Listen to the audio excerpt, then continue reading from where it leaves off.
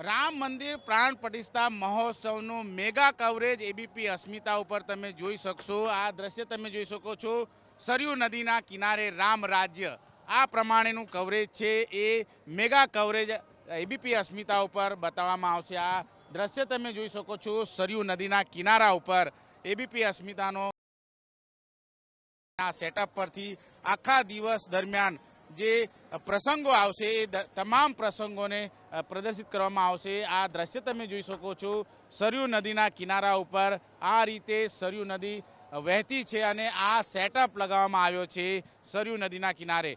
કુલ 12 જેટલા જે પ્રતિનિધિઓ છે, 12 જેટલા રિપોર્ટરો પડે પડની માહિતી છે એ આપશ્રીને બતાવશે। આ દ્રશ્ય જોઈ શકાય છે રામ રાજ્ય, અને આ રામ રાજ્યને લઈને પડે પડની નાની નાની વિગતો છે એ એબીપી અસ્મિતા ઉપર બતાવવામાં આવશે। અત્યારે દ્રશ્ય સીધા જોઈ શકાય છે, આ પ્રમાણે સરયુ નદીના કિનારા ઉપર જે રીતે મહાદીવડાની આરતી થનાર છે તેને લઈને પણ અત્યારે હાલ માહિતી પ્રાપ્ત થઈ રહી છે। અને જે પ્રમાણે પ્રધાનમંત્રી નરેન્દ્ર મોદી જે રીતે રામ મંદિર પ્રાણ પ્રતિષ્ઠાને લઈને જે રીતે જે લોકાર્પણ કરશે, જે રીતે રામ મંદિર પ્રાણ પ્રતિષ્ઠાનું જે કાર્યક્રમનું જે યોજન થયું છે ત્યારે એ પડે પડની વિગતો છે એબીપી અસ્મિતા ઉપર આપને તમામ જે બાબતો છે એ બતાવવામાં આવશે।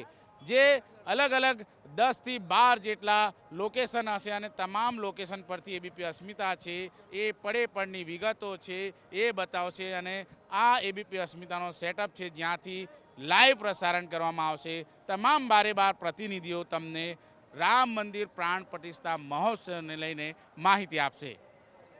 કેમેરામેન પ્રદીપ સાથે ધનરાજ બાગલે, એબીપી અસ્મિતા, અયોધ્યા।